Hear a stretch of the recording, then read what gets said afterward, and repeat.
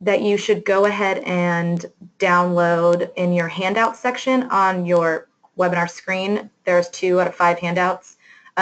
There's 2 there, and one says How to Combat Rape Culture PowerPoint. If you want, you can go ahead and download that now. Usually I would say wait till the end, but just in case this crashes and you want this information, go ahead and download it then. And also your Rape Culture Webinar Certificate. There's a PDF file that you can also download for your own personal records and program development, professional development, anything like that. So we're going to go ahead and try this again. So once more, my name is Taylor Irwin. I am a program specialist here at the Tennessee Coalition to End Domestic and Sexual Violence. And our webinar topic today is going to be how to combat rape culture. So it's going to be a very lighthearted and fun morning for you guys today. I'm going to ask that you keep all questions that you may have, probably will have, until the end of the webinar. That way I'm just going to open it up for discussion, and that way I can pull all of your questions and answer them one by one at the same time. This PowerPoint is also going to be very text heavy, but there aren't very many slides, and there's a lot of resources embedded into the PowerPoint, so I really strongly encourage that you download the PowerPoint if you want to be able to utilize and take a look at any of these sources or resources or tools that are provided in the webinar for later. So without further ado, let's go ahead and get started. Maybe. So some objectives and goals of this webinar are going to be, this webinar will take a critical look at the origins of rape culture and the dangers it poses, all while exploring why it continues to flourish despite our best efforts. After completion of this webinar, hopefully you guys will be able to, well, you will be introduced to the basics of rape culture. You'll be able to recognize the normalized behaviors and attitudes that allow for the continuation of rape culture, and you'll be given specific ways to combat rape culture both professionally and personally. So before we get started, what do we mean when we say rape culture? The term rape culture evokes a lot of different feelings in a lot of different people, and every person has their own working definition and understanding of what rape culture means to them. So because it's such a complex and varying topic, then this is the working definition that we're going to use, even though there are many. So this is the definition provided by Emily Buchwald. I'm not sure if I'm pronouncing her last name right, so if you know her, don't tell her that, but I love her book. It's called Transforming a Rape Culture, and she defines rape culture as a set of complex beliefs that encourage male sexual aggression and supports violence against women. It is a society where violence is seen as sexy and sexuality as violent. In a rape culture, women perceive a continuum of threatened violence that ranges from sexual remarks to sexual touching to rape itself. In a rape culture, both men and women assume that sexual violence is a fact of life, inevitable. However, much of what we accept as inevitable is in fact an expression of values and attitudes that can change. And so another working definition that we can use is by Force, which is an organization that works to upset rape culture, and their link is at the bottom right there. And they have a little more layman's terms definition that says rape culture includes jokes, TV, music, advertising, legal jargon, laws, words, and imagery that make violence against women and sexual coercion seem so normal that people believe that rape is inevitable. Rather than viewing the culture of rape as a problem to change, people in a rape culture think about the persistence of rape as just the way things are. So those are the kind of the 2 definitions that we will be working with today. So, like I said, in layman's terms, rape culture is a dynamic, systemic cultural phenomenon that normalizes and desensitizes violence against women through the enforcement of rigid gender norms, the objectification of women through the media, the adoption of and commitment to sexist and victim-blaming legislation, and the assertion that violent sexuality is normal sexuality. So real quick, I have a video for you guys to watch. It's not very long. It's maybe like 2 or 3 minutes, but it explains rape culture pretty well. It's in movies, in video games, in fashion, and in music. Put Molly all in her champagne. She ain't even know it. I took her home and I enjoyed that. She ain't even know it. Rape culture is all around us. But what is it? Rape culture is the normalization of sexual violence against women. We see it in society's attitudes and institutions. It's the trivialization of... No, keep going. That makes people ignore it, joke about it. I replaced her pepper spray with silly string. Anyway, that night she got raped. Or think it only happens in dark alleys.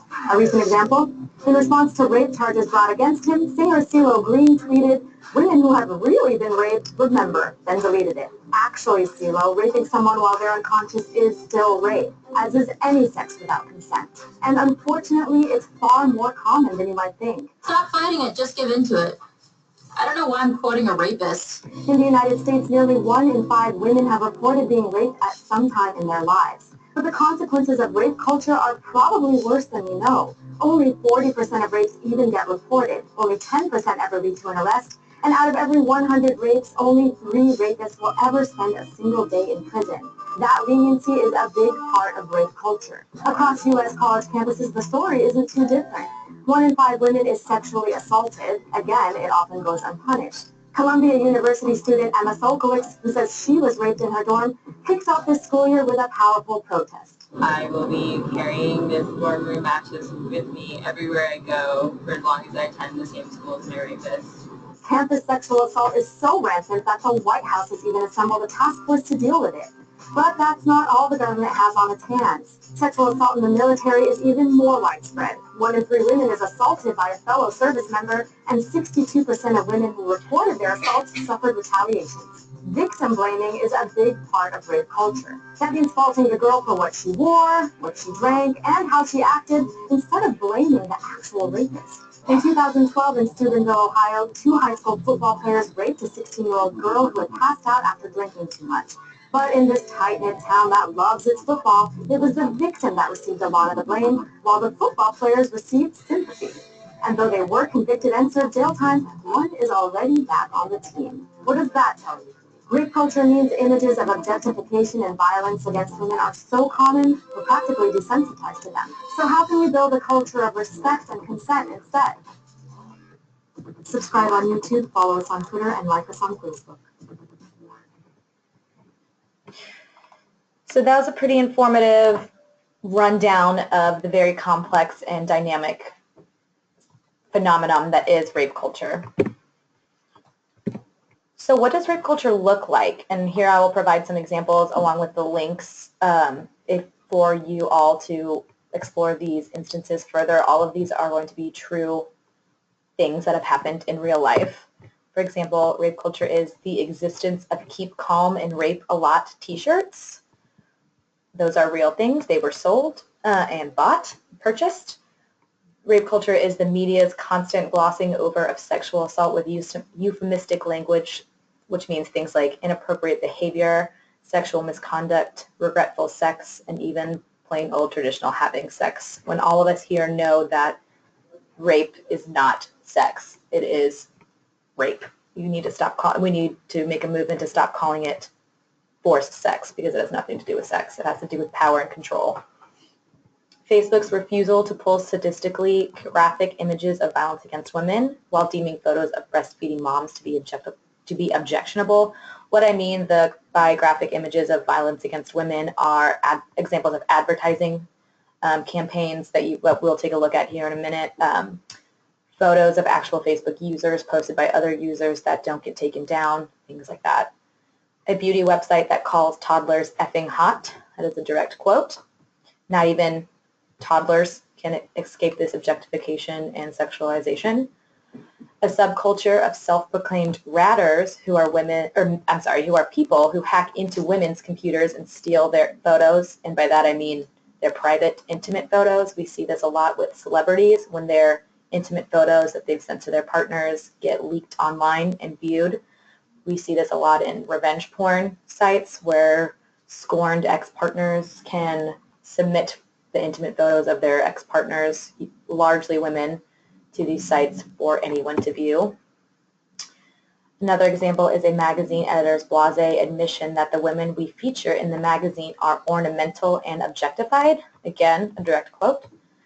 Rape culture is when major news outlets being openly sympathetic about how teen rapists' promising lives will be destroyed by a youthful mistake without once mentioning how the rape might affect the survivor. We saw this explicitly in Brock Turner's case last year.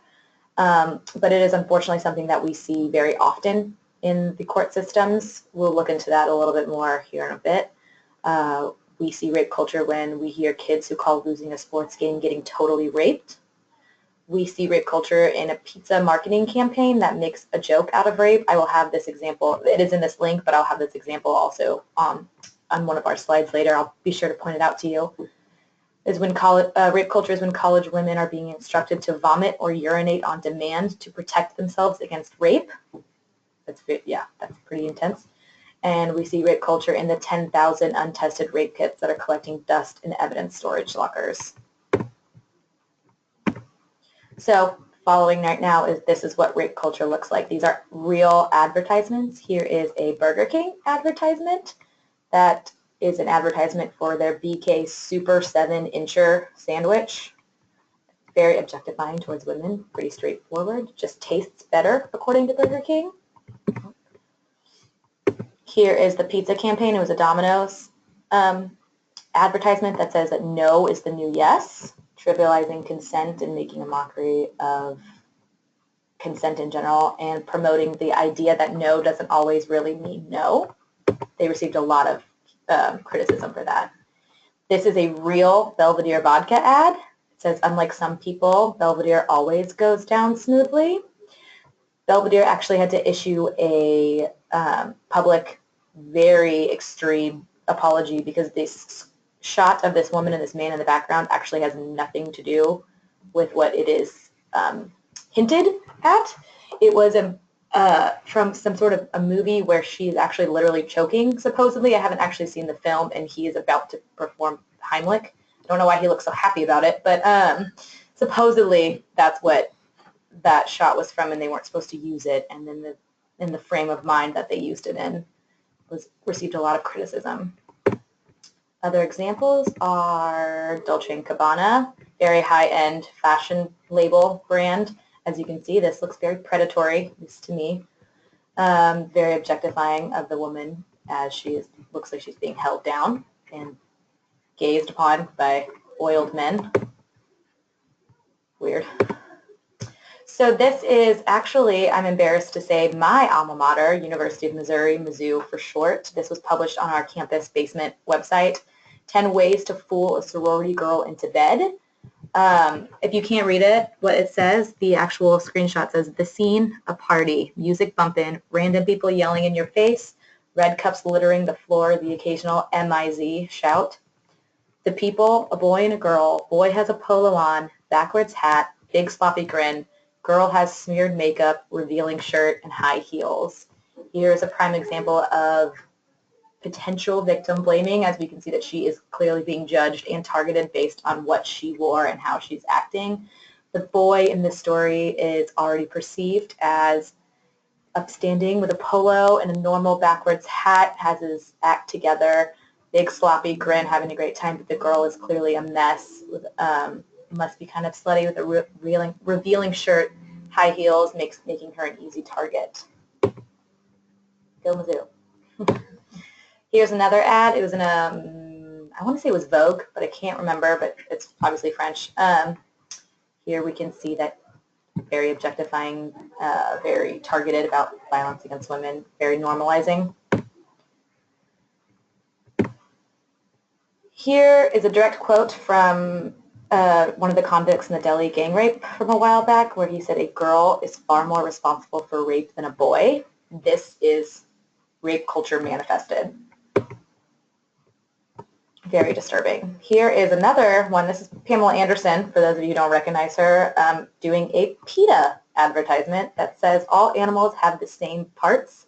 Here she is literally likened to a cow, and she is cut up in the exact same way that an animal would. So, yeah.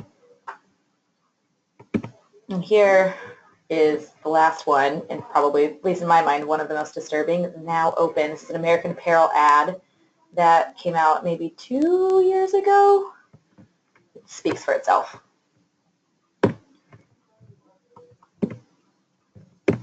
So that's what rape culture looks like in the media. Here's what it looks like in action. Examples. The recent death of Latina Herring and her 8-year-old son in Orlando, Florida. This is the case that happened earlier this month where when Latina called I can't remember, I apologize that I'm blanking on where this happened, but she was calling her local police because she was fearful that her boyfriend was going to hurt her, and the police told her to stop calling the police because she had called too often, making, quote, accusations that she knew nothing about. Eventually, the police were called to a crime scene, and her boyfriend had shot her and her 8-year-old son in their home that same night. Another example is the violent sexual assault on a Chicago teen that was posted on Facebook Live. Over 40 people watched and no one called the police. This was in the past couple months as well. This young woman was gang raped by 4 or 5 of her peers, and one of them took it upon themselves to post it on Facebook Live, and it was logged that over 40 people watched and not a single one of them called the police. Infamously, like we talked about, Brock Turner, some specific examples were Brock's trivialization of his assault and when he blamed party culture specifically for his actions. Or another example is Brock Turner's father defending his son, saying that Brock's conviction came as, quote, a steep price to pay for 20 minutes of action. Also, as people from Tennessee are specifically aware of, is the recent conviction in the Vanderbilt rape case. Also, the Richmond High School rape case. If you're unfamiliar, this was back in 2009, and it's Richmond High in California, so it's not in the Richmond that I automatically assume it with, but it was a young woman who was raped under the bleachers during her homecoming dance, I believe it was, by 3 of her peers while the dance and chaperones and all the adults were literally a room away. An example of rape culture in action is when the New York Times refers to an 11-year-old rape victim as, quote, wearing makeup in fashions more appropriate to a woman in her 20s. Very victim blaming in that statement. It doesn't matter what she looked like. It doesn't matter how old she was. It's just bad. When a woman can be fired because her boss finds her irresistible. This is a case of when a woman was fired supposedly to protect herself when her boss was the one that was sexually harassing her on a daily basis at work. When a woman's rape case falls apart because she isn't married. Instances of judges and law enforcement participating in victim blaming. Examples of this is when federal court Judge Robin Camp asked a rape victim why she just couldn't keep her knees together. That's a direct quote. Or when Judge Lindsay Kushner warning women that they are at greater risk of being raped if they are drunk. Or the Pennsylvania Attorney General's office when they blamed a former prison state clerk for her own rape. She was raped by an inmate because she didn't lock her office door. But rape culture can also be seen in less public and less extreme instances like street harassment and catcalls. Examples of these are, in 2013, a 14-year-old girl refused sex when a strange man in a car solicited her, and he kidnapped her immediately, knocked her unconscious, and ran her over multiple times until bystanders intervened. She survived. You were worried. Also, in 2013, a woman refused a ride from a strange man, and he subsequently also ran her over. And finally, a woman in Georgia was walking home when she was brutally assaulted by 3 men after she refused to engage them in conversation. And some other less extreme examples are dress codes specifically designed to disproportionately target girls. This is the rules of no short skirts, no bra straps, things like that.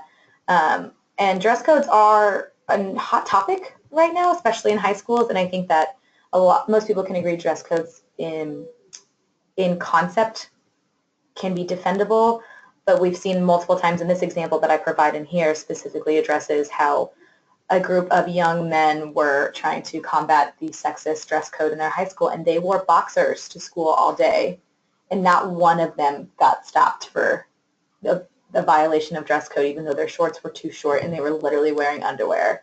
But that same day, somewhere like 10 to 15 women were stopped for some dress code violation in the same day. Rape jokes and trivializing necessary elements of consent. Example, the infamous fraternity chat, no means yes, yes means anal. Slut-shaming sexually active or even non-sexually active women and girls. placing the responsibility of preventing rape on potential victims, which are women, instead of communities as a whole. An example of this is the St. Paul's school rape victim. She didn't want to be impolite and wasn't clear enough by the defense, is what they said. This is an instance of the perpetrator was a senior at St. Paul's. It was a private school. I can't remember the name of it off the top of my head. And he raped this underclassman. I think she was a sophomore. She was 15, so I imagine a sophomore. And what was called the senior salute. And it is a tradition where the senior men get together and throw a party and try to hook up with as many underclassmen as possible. So that is an example of that, and he ended up raping her, but he got away because the victim supposedly wasn't clear enough about no, and she didn't want to be impolite. That's rape culture in action. So now that we know what rape culture looks like and how it's manifested, what causes it? So one of the three main causes of rape culture are, the first one is rigid gender norms. So what are gender norms? They are the cultural expectations exerted upon both men and women that subsequently inform their behaviors, ideals, and decisions. I want to take a moment and say that rigid gender norms inform, like I said, both men and women, and they are harmful to both men and women. We're going to specifically talk about the role masculinity plays in rape culture because it does play a large role, especially hypermasculinity, which I will get to in a second. But I really want to take a moment and say that rape culture does not say that all men are rapists. It does not even say that most men are rapists. And it does not say that rape is men's fault. It says that men are conditioned to believe certain sexual tactics and aggression and coercion and are normal, and that men are expected to be always up for sex. They're supposed to be very sexually active. And so rape culture spends a lot of time criticizing the culture of hypermasculinity, which we'll get to in just one second, and it receives a lot of criticism by saying it focuses too much on masculinity, but when the truth of the reality is, rape is a crime that is the vast majority of rapes are committed by men, even though the vast majority of men are not rapists. But because most of the rapes that are committed by men, we have to look at why that is and what informs these men to think that that this is acceptable, that this is okay behavior, that this is an extension of what they are taught about being a man. And so I wanted to take a moment and say that this is not man blaming or man hating. It is informative. So like I said, specifically we were talking about hypermasculinity, which is also known as toxic masculinity, and that's actually a term that I prefer. But what is hypermasculinity about? It has a lot to do with power. Men learn that they should always be dominant, and if that is threatened, then they should be angry. Research shows that most rapes are exercises of power or anger.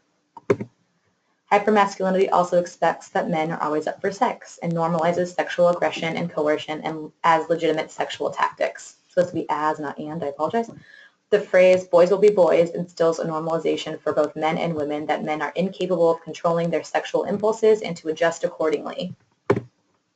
Here's this note that I kind of just talked about. Rape culture does not say that all men are rapists. Again, rape culture says that all men are conditioned to believe that sexual aggression and coercion are legitimate sexual tactics. So just kind of reiterating that. Another main cause of rape culture is the sexual objectification of women's bodies. Girls learn from a young age that what matters about them is the way they look, and boys are taught to value this in girls above all else. This obsession with women's appearances causes women to look at their own bodies as sexual objects, a phenomenon known in psychology as self-objectification. And research shows that self-objectification is linked to shame, disordered eating, depression, substance abuse, and sexual dysfunction. The last main cause of rape culture is systemic and institutional support. So when we say that something is a systemic problem, we are saying that it spreads throughout the entire system. In this case, I mean our society. And when we say that it is institutional, it means that there are structures and mechanisms in place to maintain something, to maintain this status quo. And rape culture is both of these things. For example, the untested rape kits, excuse me. This is not one victim. This is not one rapist or one officer or one rape kit. It is tens of thousands. And so it is embedded in our very systems of social order to not get these tested. It is expected. That is an example of how it's a systemic and institutional problem. Other examples are instances of politicians arguing that only specific circumstances of rape are honest or legitimate, that women fake having been raped, and that marital rape shouldn't be a crime, that pregnancies from rape are divinely given, or that rape is inevitable in any way, so why shouldn't women just sit back and enjoy it? That's a direct quote from a politician. And finally, asserting that with success comes the ability to grab women by the pussy and then trivialize the effect of the statement by calling it locker room talk. All of those links can take you to the direct stories in case you wanted more information on this situation. So in summary, there was a lot of information I just threw at you, sort of.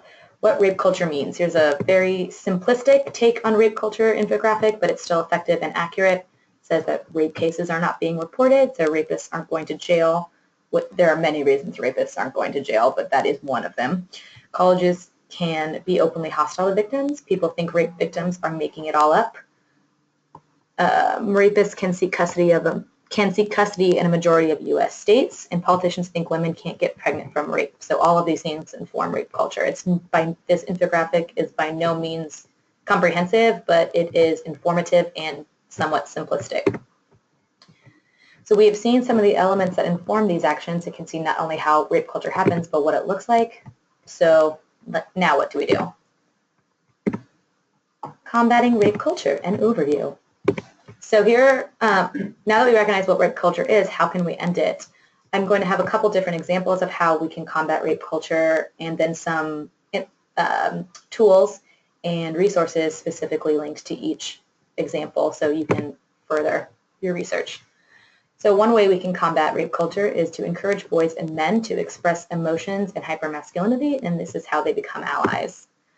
Two resources for that. One is Coaching Boys into Men. It is a curriculum that engages coaches of middle school age children in violence prevention, also high school age, and it can be amended for even colleges, but it is specifically designed in its pure form, for lack of a better word, for middle school age children. My Masculinity Helps is also a great documentary that I really encourage. It's not very long, and it is a documentary on engaging men and boys of color specifically in violence prevention. Another way that we can combat rape culture is push back against sexual objectification. Two ways that we can do that. One is an evidence-based activists at the organization Spark have a great model for how you can do this, both personally and professionally. The Misrepresentation documentary is also a great place to start. It's very informative. Another way we can combat is to engage bystanders. The Tennessee Bystander Project is a free curriculum we here at the Coalition created, and it's aimed to promote bystander intervention specifically in Tennessee. We can also help to engage public perception of what's acceptable. There are several successful anti-rape campaigns all around the world that are working to dismantle rape culture. The Don't Be That Guy campaign has reportedly cut down on sexual assaults in Vancouver by 10%, so that's pretty impressive. There are feminist organizations like Take Back the Night and V-Day. They have a long history of pushing back against sexual violence. And also it's important to remember that there are many male allies committed to tearing down rape culture, including former President Obama and VP Joe Biden. So here's a little more information. Combating rape culture, a personal and professional endeavor. So I'm going to go a little bit more into more detail of what specifically we can do. First thing that we can do is name the real problems. Particularly, I'm talking about hypermasculinity and victim blaming. They are the they are the cornerstones to rape culture. When an instance of sexual assault makes the news and the first questions that the media asks are concerning the victim's sobriety, their clothes, their sexuality, etc., we should all be prepared to pivot and ask instead, what messages has the perpetrator received over their lifetime about rape and about being a man? Tip: instead of asking, what was she doing, instead ask, what made him think this was acceptable? I also want to take a moment, and I just realized I normally start these webinars by saying the pronouns that I use primarily for ease, clarity, and because of the frequency of the attacks are male and female, he and she. I use he as perpetrator, she as victim. I do want to take a moment and say men can also be victims of rape and also are victims of rape, and heterosexual relationships are not as we know, the only types of relationships that this violence occurs. I will take a moment to talk about that in a second, but that is why I'm using these pronouns for the sake of clarity, but I want to take a moment and say that I know and recognize that that's a reality. So I'm sorry I didn't say that earlier. Something else that we can do is to re-examine and reimagine gender roles, especially masculinity.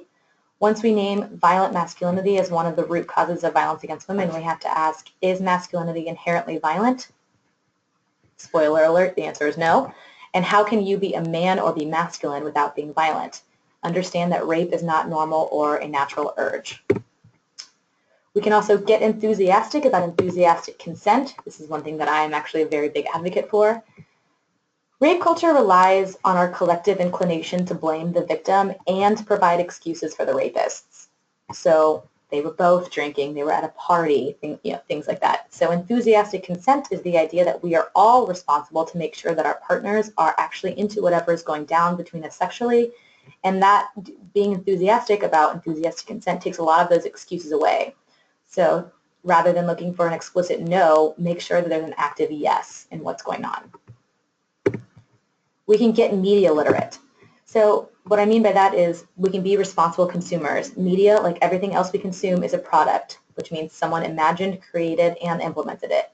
We can ask the right questions about who creates media that profits from the objectification of women, especially women of color, because we see that women of color are disproportionately objectified in the media all the time. That link for Ask the Right Questions is a link to promote media literacy from the National Media Literacy Coalition.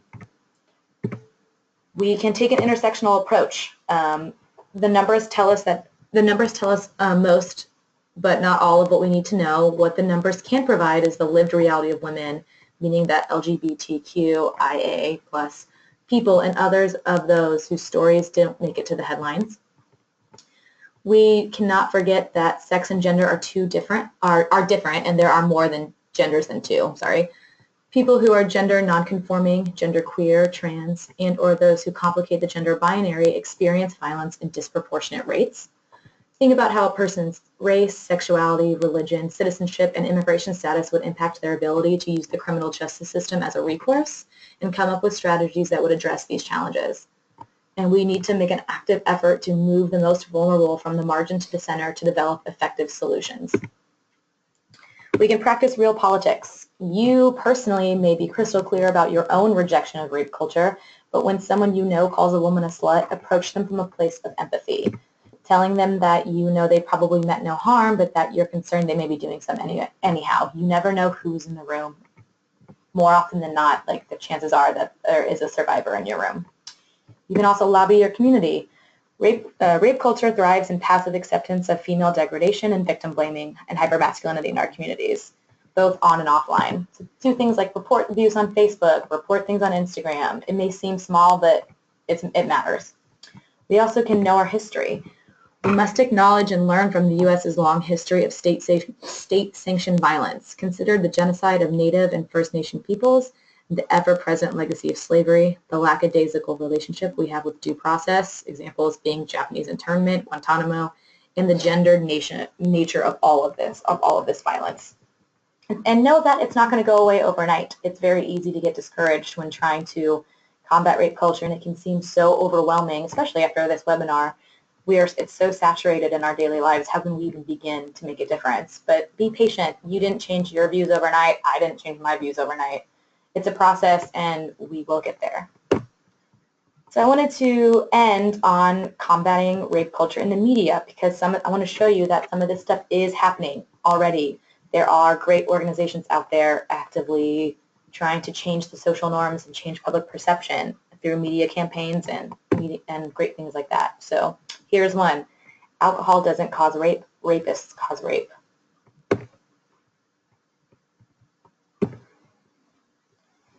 Here's what ask first. Consent is hot. Assault is not. This is one of my personal favorites. I don't always hook up, but when I do, I must ask you for consent.